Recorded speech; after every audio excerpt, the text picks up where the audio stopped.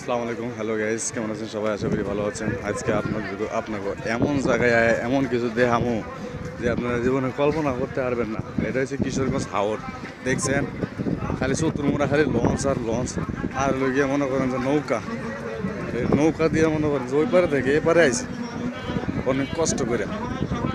এখন ঘোরাঘুরি শুরু করি নাই, এই যাইতেই আছি। আমার লোকজন যেটি আছে সবাই কিন্তু আমার আগে আগে যাইতেছে, আমি সবার পিছিয়ে থেকে আপনাকে ভিডিও করে দেখাইতেছি। চতুর্মুড়া দেখছেন কত মানুষ, মানুষের শেষ নাই। হাজার হাজার মানুষ আইছে আজকে এই কিশোরগঞ্জ হাওর পানি দেখবার লাগে।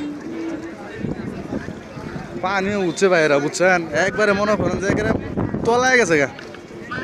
নৌকা মুখে মানুষজন দেখে না, খেয়ে মনে হচ্ছে ঘিস ঘিস করতেছে।